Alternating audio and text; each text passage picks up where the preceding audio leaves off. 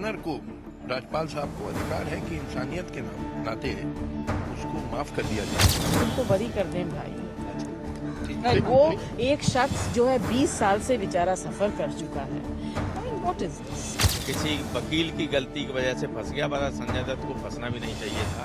सरकार में जिस इन विभागों की जिम्मेदारी बनती है या राज्य सरकार में जिन लोगों की जिम्मेदारी बनती है, वो जरूर उसको अपने संज्ञान में लेंगे। संजय दत्त ने अपनी लाइफ में कभी भी कोई भी ऐसा गलत कार्य नहीं किया जिसकी वजह से उस जैसे व्यक्ति को 5 साल जेल में रहना पड़े। देश में ऐसा मैसेज नहीं बनने चाहते हैं कि जो अभिनेत्री है, क्रिकेटर हैं, पूंजीपति हैं, मिनिस्टर हैं, उनके लिए एक कानून होगा और कोई सजा मिल जाएगी तो माफ हो जाएंगे, और जो आम जनता है वो उसके लिए कोई पूछने वाला नहीं होगा। ऐसा नहीं हो सकता। खराब तो लगता ही है, तो जो हुआ उसका भुगतान है। जिस मुलजिम को एक सजा, जिस बॉम्ब स्फोट के एक ऐसे खतरनाक मामले में हुई है आर्म्स एक्ट के तहत, क्या उसे इस तरह का विशेष अधिकार का फायदा मिलना चाहिए?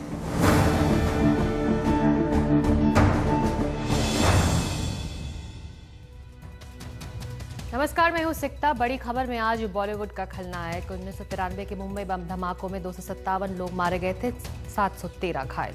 और इन्हीं धमाकों पर कल आए सुप्रीम कोर्ट के फैसले में क्या फिल्म स्टार संजय दत्त के साथ जो कुछ हुआ वो इस फैसले की सबसे बड़ी त्रासदी है। कम से कम इस वक्त तो यही लग रहा है, तभी तो राजनीति से लेकर बॉलीवुड के गलियारों में इसकी गूंज सुनाई दे रही है। इस बीच पूर्व सुप्रीम कोर्ट जज और प्रेस काउंसिल के चीफ मार्कंडेय काटजू ने महाराष्ट्र के राज्यपाल से अपील कर दी है कि वो अपने विशेषाधिकार का इस्तेमाल कर संजय दत्त को माफ कर दें। तो बड़ी खबर में आज हमारे सवाल है, संजय दत्त को क्यों माफी मिले? सुप्रीम कोर्ट के फैसले पर राजनीति क्यों? पुराने फैसलों के आधार पर दत्त को ही माफी क्यों मिले? क्या वो फिल्म स्टार हैं इसीलिए माफ कर दिया जाए? दूसरे फिल्म स्टार्स को भी माफी दे देनी चाहिए? क्या अच्छे आचरण की वजह से संजय दत्त को माफी मिलनी चाहिए? तो इन तमाम मुद्दों पर अगले 1 घंटे में हम करेंगे चर्चा। लेकिन गुरुवार को संजय दत्त को अवैध हथियार रखने का दोषी पाते हुए सुप्रीम कोर्ट ने 5 साल की सजा सुनाई और उसके अगले दिन से ही माफी की मुहिम भी शुरू हो गई।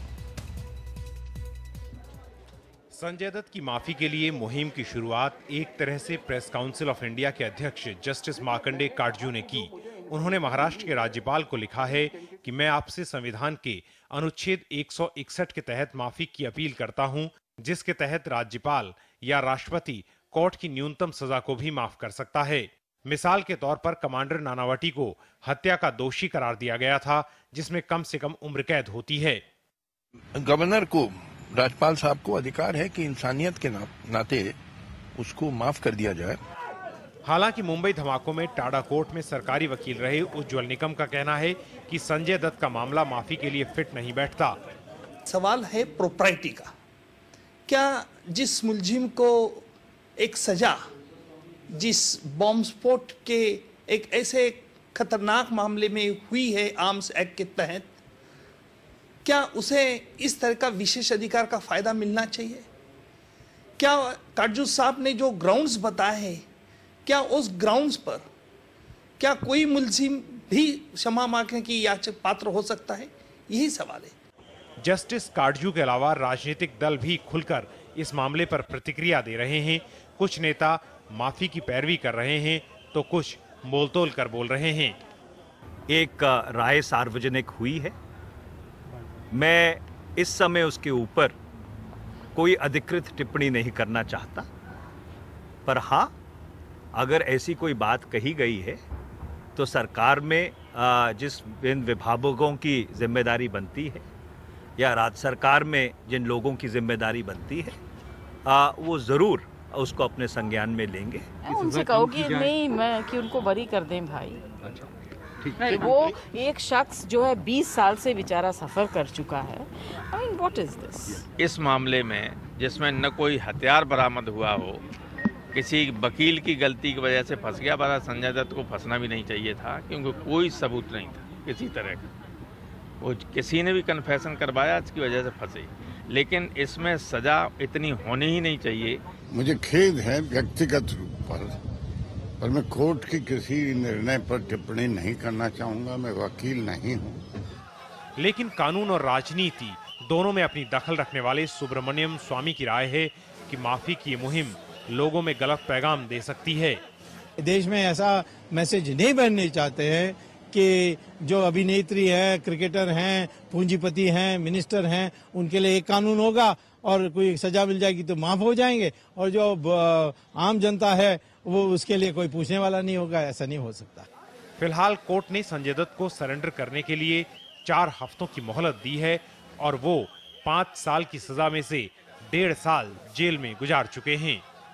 संजय दत्त एक स्टार हैं और सांसदों की भावनाएं भी उनके साथ हैं, लेकिन कानून की नजर में हर कोई बराबर है और बराबर होना चाहिए, और इसलिए अगर उन्हें माफी दी गई तो सवालों की झड़ी उनके लिए चलाई गई मुहिम से कहीं ज्यादा बड़ी हो सकती है।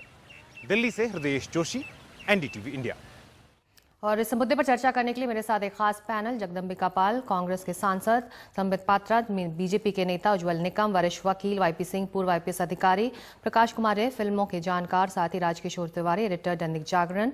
और लेकिन ऐसा चर्चा की शुरुआत हम करेंगे माजिद मेमन से, जिनसे मैंने कुछ देर पहले बात की थी। मेरा पहला सवाल उनसे ये था कि जो मानते हैं खुद कि वो संजय दत्त को माफ कर देना चाहिए। मेमन साहब, सबसे पहले ये बताइए कि संजय दत्त को माफी क्यों मिले?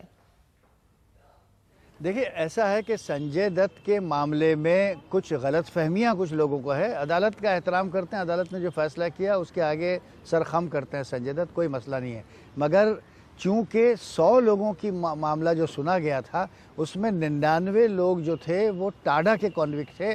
संजय एक वाहिद ऐसा शख्स था जो टाडा से बरी कर दिया गया था। उसके खिलाफ न तो बम धमाके से कोई बात जुड़ी थी, उसके खिलाफ न तो किसी किस्म की आतंकवादी गतिविधियों के साथ कोई बात जुड़ी थी।